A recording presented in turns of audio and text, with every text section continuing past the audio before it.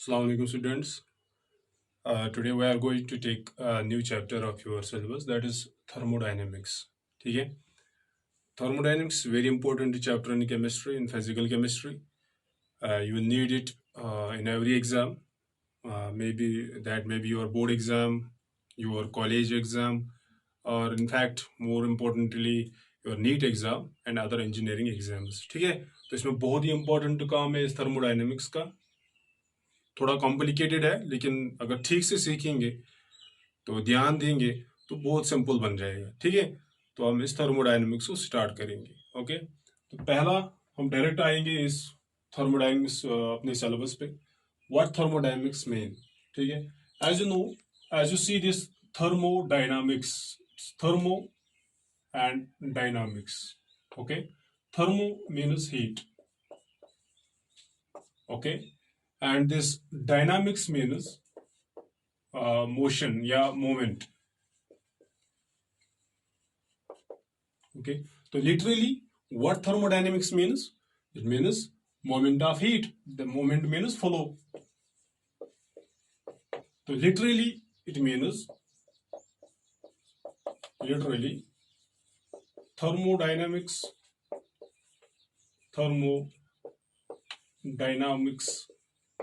means flow of heat.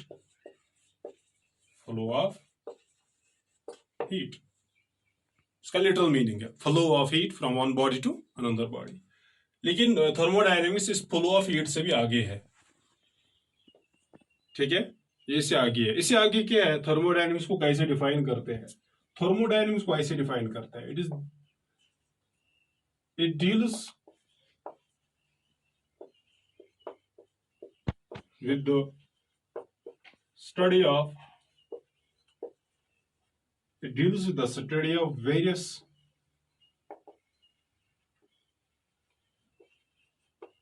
energy changes accompanied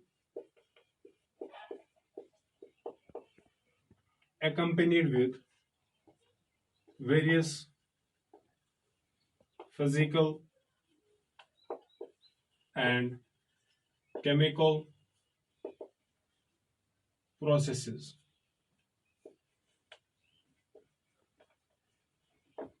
क्या बोला मैंने?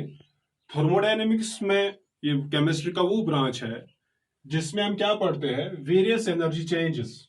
हम इसमें एनर्जी चेंजेस यानी एनर्जी कैसे चेंज होती है जब एक सिस्टम से दूसरे सिस्टम पे हम चले जाते हैं, जब बहुत सारी प्रोसेस होती है, चाहे वो फिजिकल प्रोसेस हो चाहे केमिकल प्रोसेस हो. जब भी कोई फिजिकल प्रोसेस हो या कोई केमिकल प्रोसेस होती है तो वहां पे एनर्जी चेंज होती है, एनर्जी ट्रांसफॉर्मेशन होती है. ठीक है, उस एनर्जी ट्रांसफॉर्मेशन के बारे में अब जब हम पढ़ते हैं कि एक कहाँ से एनर्जी चेंज होती है, कहाँ से ट्रांसफर होती है, तो उस बार जब हम उसके बारे में पढ़ते हैं तो वही से वी आर स्टडीइंग थर्मोडायनेमिक्स. ठीक है, तो अब थर्मोडायनेमिक्स क्या है?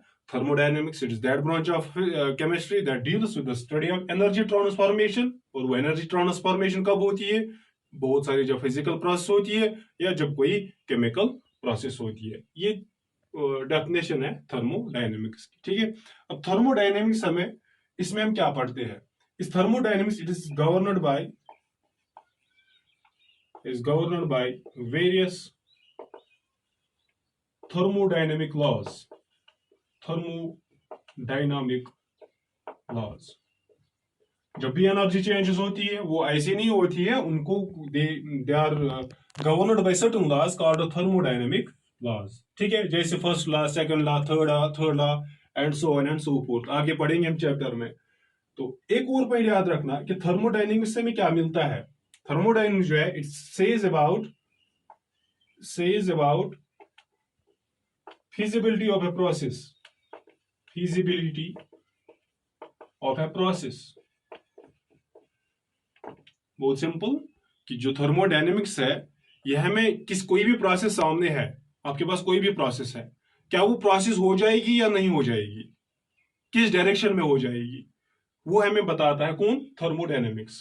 तो थर्मोडायनेमिक्स हमें गाइड करता है कि आपके पास कोई प्रोसेस है कि वो प्रोसेस हो जाएगी या नहीं हो जाएगी, किस डायरेक्शन में हो जाएगी, वो थर्मोडायनेमिक्स में पता चलता है. ठीक है, that's called feasibility of a process. It says nothing.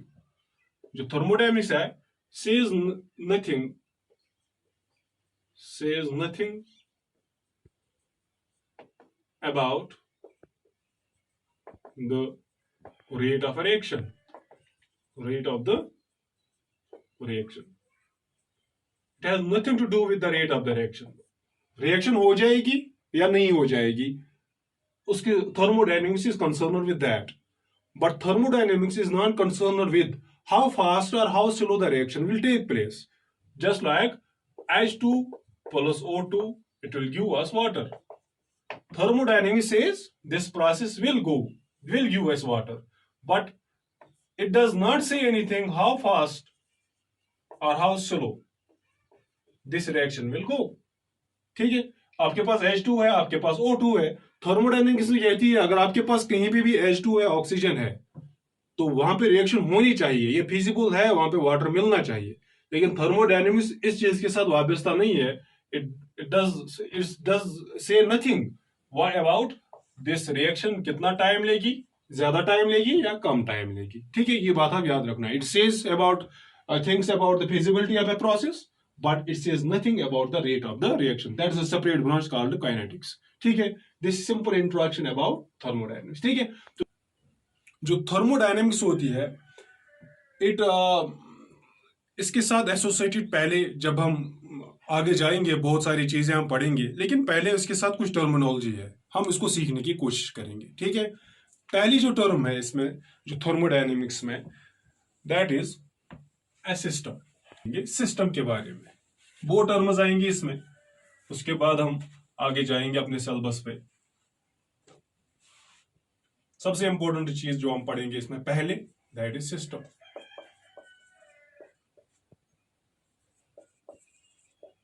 इस टर्मिनोलॉजी सीखेंगे, लैंग्वेज सीखेंगे हम थर्मोडायनेमिक्स की. हर एक ब्रांच ऑफ साइंस, हर एक उस ब्रांच के फिर जो यूनिट्स होते हैं, जो चैप्टर्स होते हैं, उनकी एक, जैसे ऑर्गेनिक में अपनी एक लैंग्वेज है, रिएजेंट्स है वगैरह, सॉल्यूशंस में, इसी तरीके से थर्मोडायनेमिक्स में भी एक लैंग्वेज होती है. ठीक है, पहला जो चीज इसमें हम पढ़ेंगे, सिस्टम क्या होता है.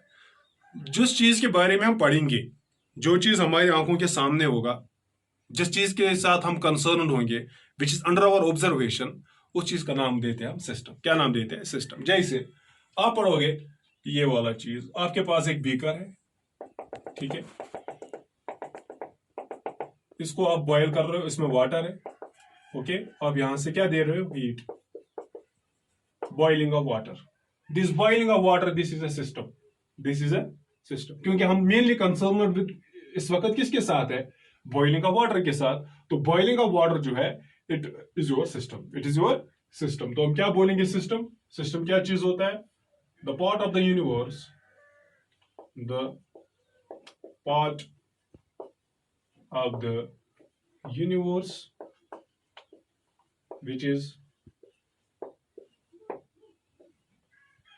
under observation या investigation.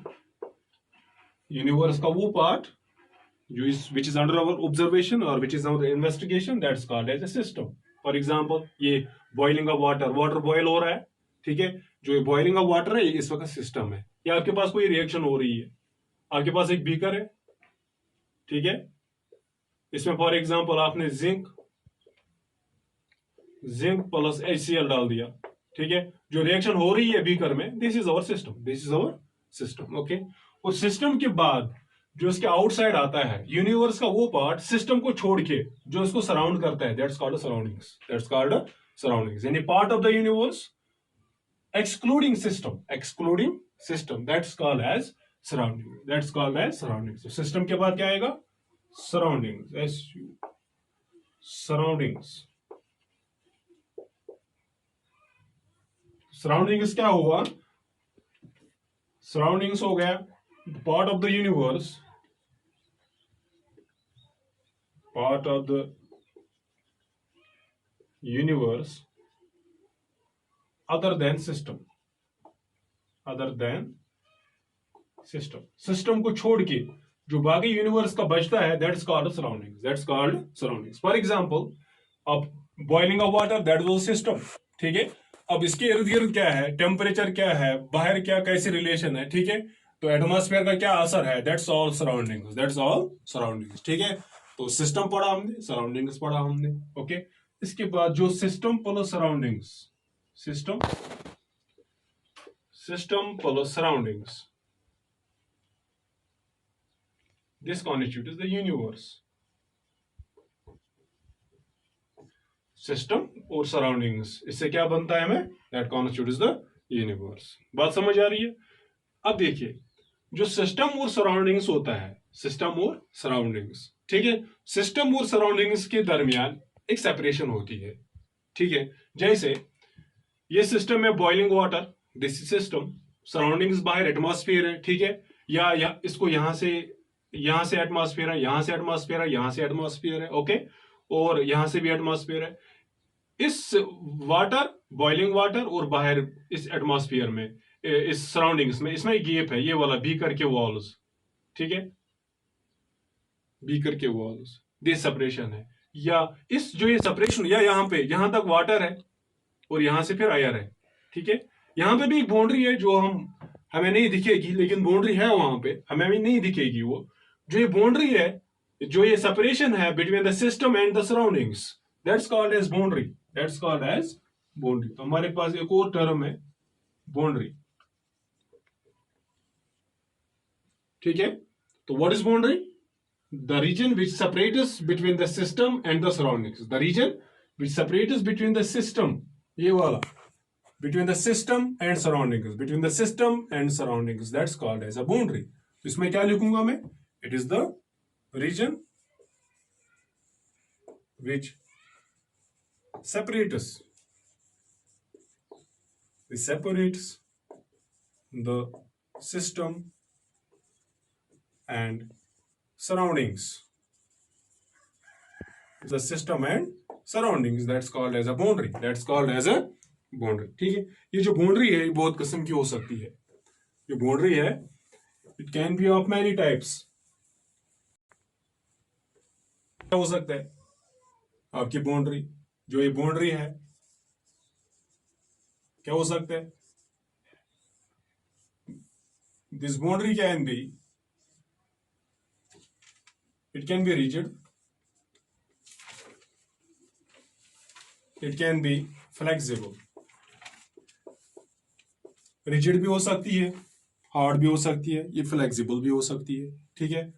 एक और हो सकता है इसमें, it can be imaginary, it can be imaginary और it can be real. Imaginary भी हो सकती है, जैसे भी मैंने बोला, ये बॉइलिंग वाटर है, ठीक है, boiling water.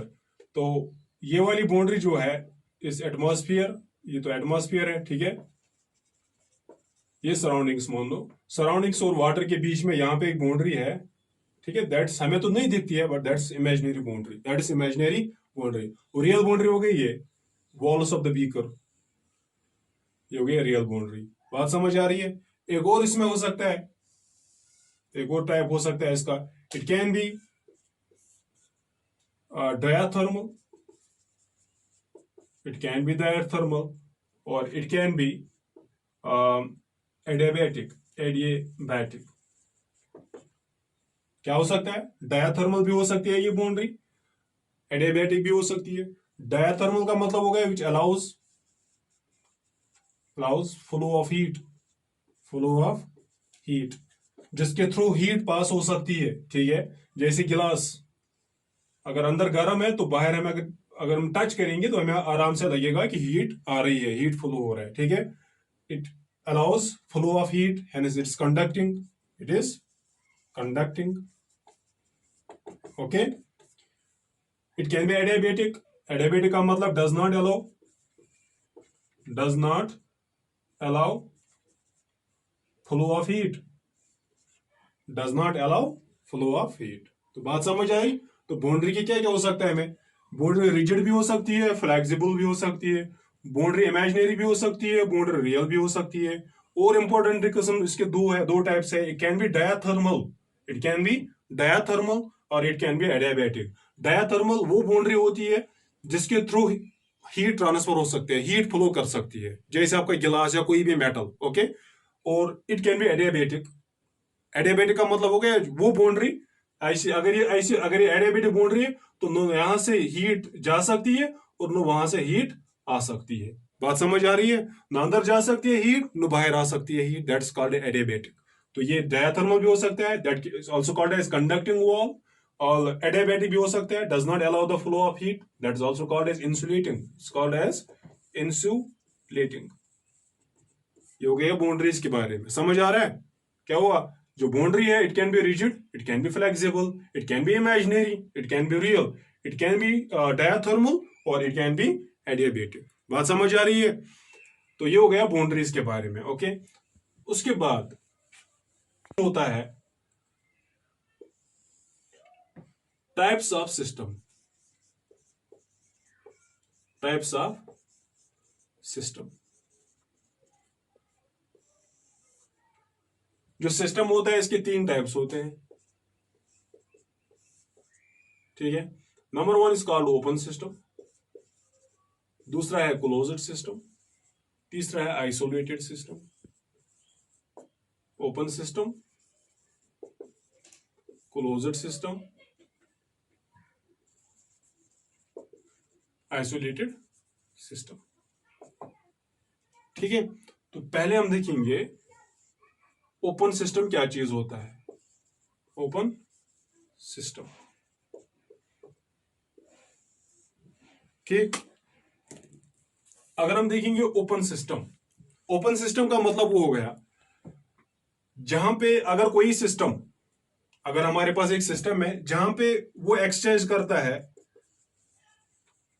exchanges both energy as well as matter with surroundings। आपके पास एक ऐसा सिस्टम है जो क्या करता है, जो अपने सराउंडिंग्स के साथ एनर्जी भी एक्सचेंज करता है और मैटर भी एक्सचेंज करता है, यानी मास भी एक्सचेंज करता है, ठीक है। उसको हम ओपन सिस्टम कहेंगे। जैसे आपके पास है इवापोरेशन ऑफ वाटर है, ठीक है। ये एक वेसल है या बीकर मान लो, इसमें वाटर है, ठीक है। फॉर एग्जाम्पल हमने बॉइलिंग वाटर इसमें रख दिया, तो जब इसमें हमने बॉइलिंग वाटर रख दिया, ऊपर कुछ नहीं है, कोई लिड नहीं है, ओपन है, तो यहां पे क्या आएंगे, वाटर वेपर्स ऐसे जाएंगे, वाटर वेपर्स। तो वाटर वेपर्स हो गया मैटर, तो मैटर बाहर दिया उसने सराउंडिंग्स को, और यहां से क्या देगा ये, हीट, ठीक, हीट। इसका मतलब हो गया जो ये बाउंड्री है, what is it, it is diathermal, it is dia, it allows the passage of heat. एक तो हीट भी जा रही है, एक गिलास लिया हमने, एक बीकर लिया, बीकर में हमने बॉइलिंग वाटर लिया, तो बॉइलिंग वाटर से ऊपर वाटर वेपर्स भी जाएंगे, हो गया ट्रांसफर ऑफ मैटर। और इस इनके वॉल्स, जो बीकर है उसके वॉल से बाहर क्या आएगी, हीट भी आ सकती है बाहर। तो इसने दोनों सराउंडिंग्स के साथ क्या एक्सचेंज किया, इसने एनर्जी भी एक्सचेंज की, हीट मीन्स एनर्जी, और वाटर वेपर्स मीन्स मैटर या मीन्स मास, इन दोनों सराउंडिंग्स के साथ इसने ट्रांसफर एक्सचेंज किए। Such a system is called as open system. Such a system is called as open system. तो open system का मतलब क्या हुआ, ऐसा system which exchanges both energy as well as matter with the surroundings, ठीक। इसी तरीके से एक और है आपके पास, that's called as closed system। closed system, closed system वो system होता है exchanges which exchanges only energy, which exchanges only energy with the surroundings, with the surroundings। तो इसका मतलब होगा मैटर एक्सचेंज नहीं होता है।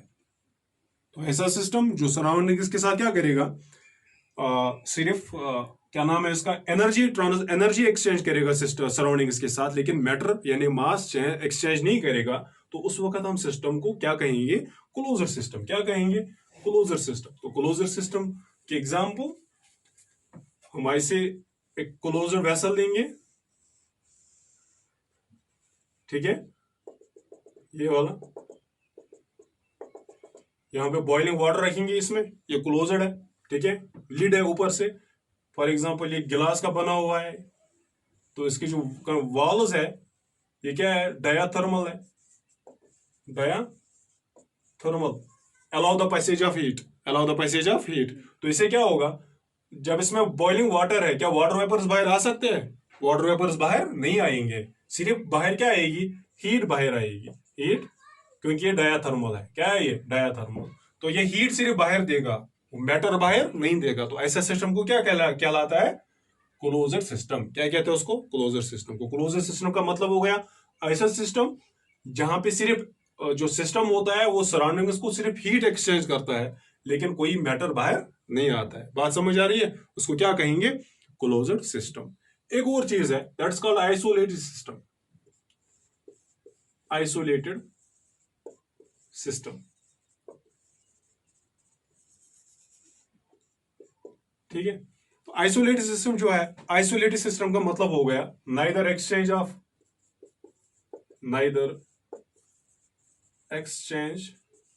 Energy nor matter. ऐसा सिस्टम जो सराउंडिंग्स के साथ न तो एनर्जी एक्सचेंज करता है और न मैटर एक्सचेंज करता है, that system is called as isolated system, that's called as isolated system. तो जब हम आइसोलेटेड सिस्टम की बात करेंगे तो हम ऐसे एक सिस्टम लाएंगे, ठीक है, लेकिन जो इसके वॉल्स होंगे, फॉर एग्जांपल एक सिस्टम है, इसमें कोई रिएक्शन हो रही है, लेकिन जो ये सिस्टम है दिस इज एडियाबैटिक, एडियाबैटिक। तो ये हीट बाहर नहीं आ रहा है, ठीक है, न हीट बाहर आ रही है, यानी ना एनर्जी एक्सचेंज हो रही है, और न कोई मैटर बाहर आ रहा है ना अंदर जा रहा है।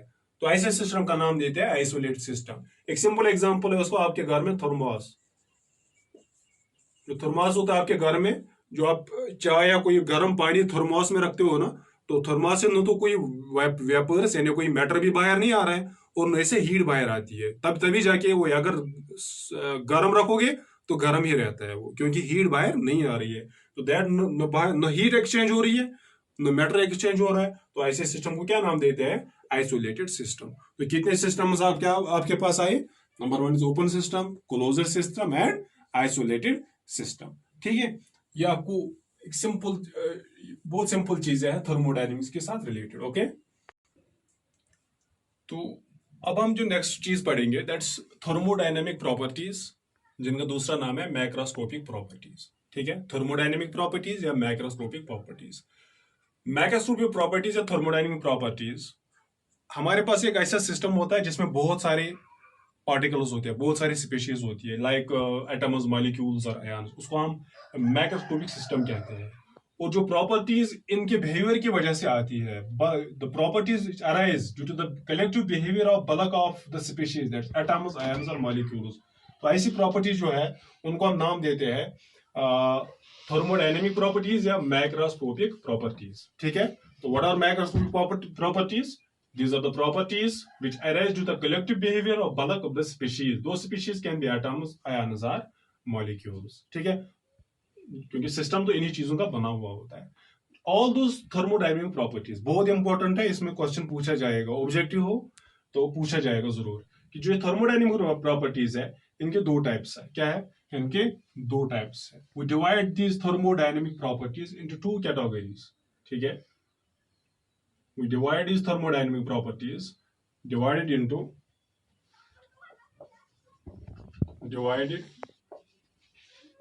two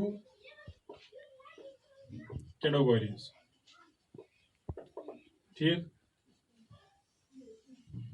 number 1 is called extensive property, extensive property। ठीक, जो दूसरी होते हैं दैट्स कॉल्ड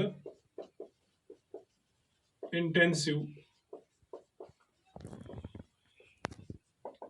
प्रॉपर्टी।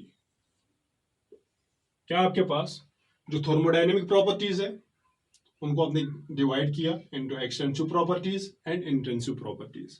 हमने देखा एक्सटेंसिव प्रॉपर्टीज क्या है, उनमें कौन कौन सी प्रॉपर्टीज आएंगी, इसी तरीके से इंटेंसिव प्रॉपर्टीज में देखना है कौन कौन सी प्रॉपर्टीज है। ठीक है, तो एक्सटेंसिव प्रॉपर्टी क्या चीज है, इसमें पहला पॉइंट आप याद रखोगे, what are extensive properties? These are the properties which depend upon the amount of the matter, amount of the material या matter of the system. ऐसी properties which depend upon the amount of the material. ठीक है, amount कितना है, that's called as extensive property. That's called as extensive property. और intensive property वो होती है which does not depend upon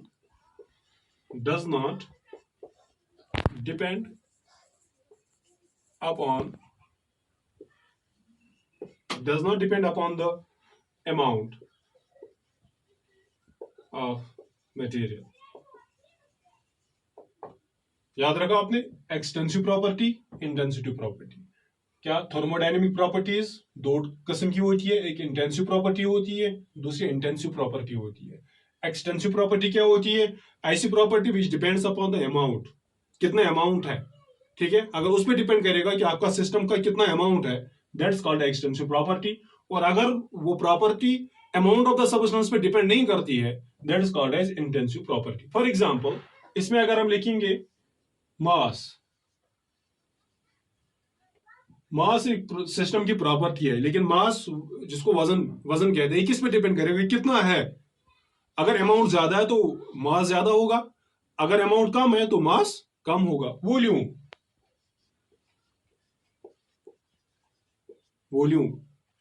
अगर आपके पास कोई अमाउंट ज्यादा है तो उसका वॉल्यूम भी ज्यादा होगा.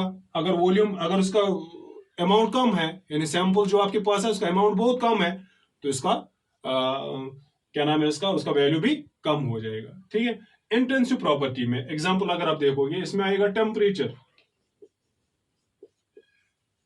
टेम्परेचर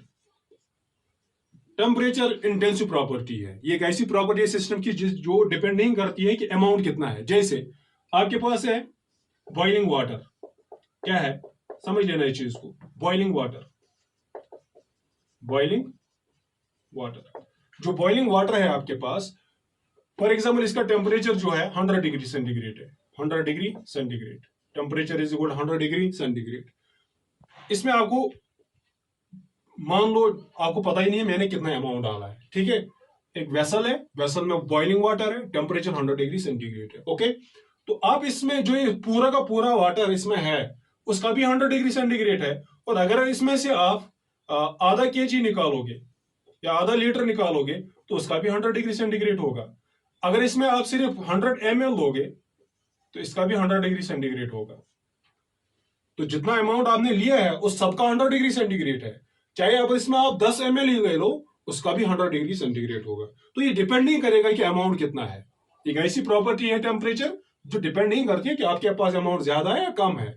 जितना उसको है वैल्यू, वो उसका वैल्यू जो है वो डिपेंड नहीं करेगा आपका ज्यादा है या कम है. तो temperature is an intensive property. समझ है इंटेंसिव क्या होता है.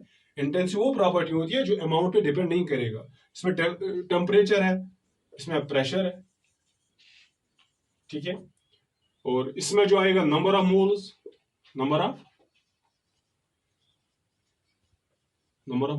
जैसे नंबर ऑफ मोल्स जितना ज्यादा होगा, जितना सबस्टेंस ज्यादा होगा उतना नंबर ऑफ मोल्स भी ज्यादा होंगे. ठीक है, सबस्टेंस कम होगा तो नंबर ऑफ मोल्स भी कम होंगे. तो ये एक्सटेंसिव प्रॉपर्टी है. ठीक है, इसमें आएगा तमाम energy,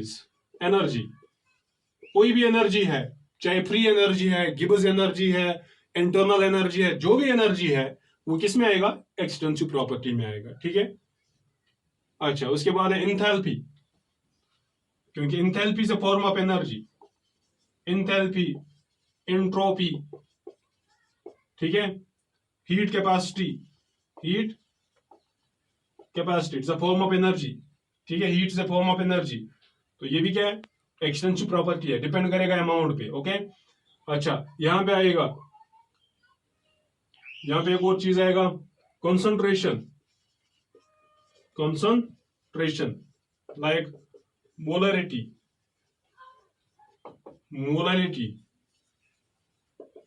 normality, mole fraction, etc. ठीक है, तो अगर आपको आओगे concentration, it is the amount of substance present in a particular liquid, particular solvent. तो ये कैसे हो गया, कंसंट्रेशन कैसे हो गई, क्या क्या नाम है इसका, एक्स्ट्रा इंटेंसिव प्रॉपर्टी। लेकिन ये इंटेंसिव प्रॉपर्टी है, जैसे आपके पास एक सोल्यूशन है,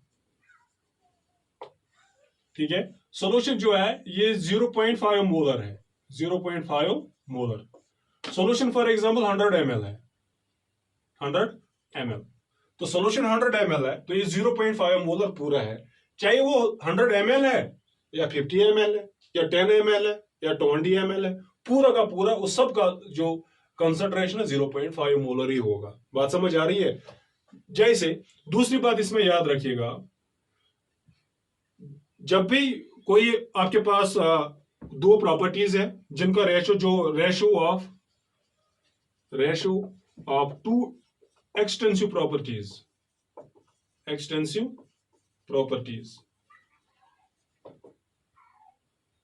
इज एन इंटेंसिव प्रॉपर्टी। क्या कहा मैंने, अगर आपके पास क्या है, कोई ऐसी प्रॉपर्टी है जो क्या है, जिसका रेशो, जो दो एक्सटेंसिव प्रॉपर्टीज है, दो एक्सटेंसिव प्रॉपर्टीज का रेशो होता है, वो इंटेंसिव प्रॉपर्टी होती है। जैसे density is equal to mass per unit volume. Mass क्या है, मास एक्सटेंसिव प्रॉपर्टी है, वॉल्यूम भी एक्सटेंसिव प्रॉपर्टी है, तो ये हो गई इंटेंसिव प्रॉपर्टी। क्या होगी, इंटेंसिव। तो डेंसिटी क्या हुई, इंटेंसिव प्रॉपर्टी। ओके, दूसरी और एक और, इसमें एक और एग्जांपल है specific heat capacity. Specific heat capacity that is an extensive property, but specific heat capacity that is an intensive property। ठीक है, लाइक एक और है, जहां पे भी आपको मोलर आएगा सामने, मोलर एज प्रीफिक्स, वो भी होगी इंटेंसिव प्रॉपर्टी। ठीक, तो मैं इसको रब कर लूं, like molar entropy, molar energy.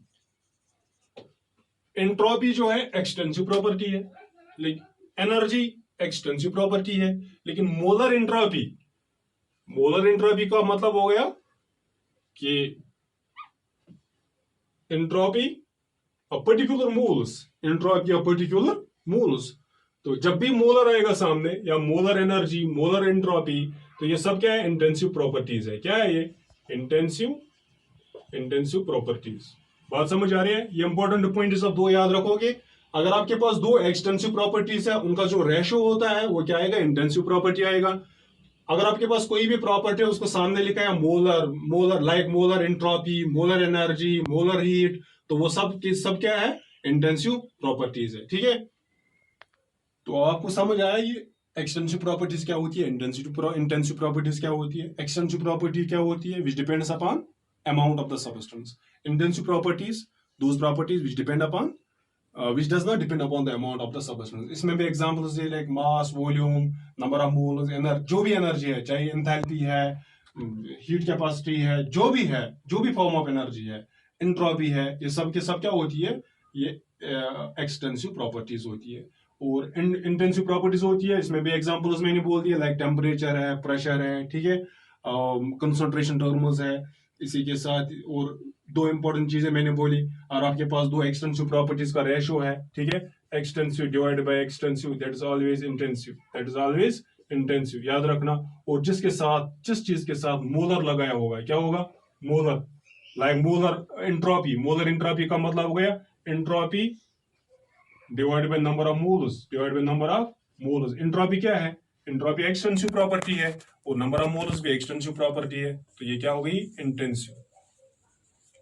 बात समझ आई। और स्पेसिफिक हीट, जहां पे स्पेसिफिक होगा, स्पेसिफिक हीट कैपेसिटी, वो भी क्या है, इंटेंसिव प्रॉपर्टी है। तो this is all about this extensive and intensive properties. तो आज हमने इंपोर्टेंट इंट्रोडक्शन देखा कि सिस्टम क्या, ये थर्मोडायनेमिक्स क्या होता है, सिस्टम क्या होता है, सराउंडिंग्स क्या होता है, बाउंड्रीज क्या होता है, इसके टाइप्स क्या होती है, फिर टाइप्स ऑफ सिस्टम्स क्या होते हैं, फिर जो थर्मोडायनेमिक प्रॉपर्टीज होती है, इसके दो टाइप्स होते हैं। एक्सटेंसिव प्रॉपर्टीज हो सकते हैं हमारे पास, इंटेंसिव प्रॉपर्टीज हो सकते हैं हमारे पास। तो इसमें कैसे क्वेश्चन आएगा, इसमें क्वेश्चन ऐसे आएगा आपको which of the following is extensive property. लेकिन इसमें याद रखना सरफेस टेंशन ये भी इंटेंसिव प्रॉपर्टी है। क्वेश्चन आएगा which of the following is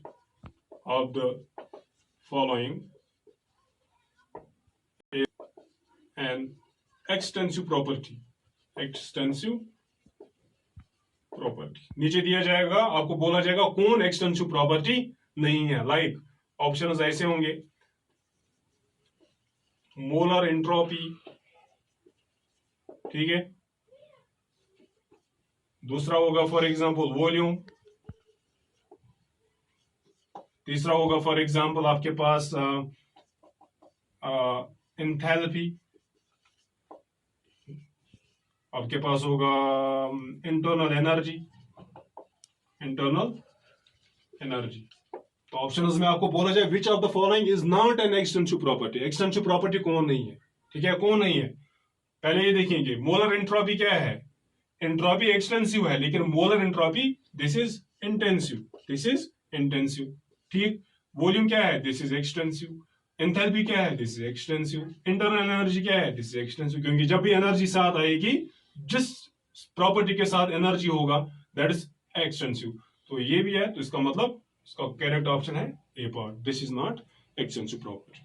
This is all about for today's lecture, and in the next lecture we will see other things related to this thermodynamics. ठीक है, अल्लाह हाफिज।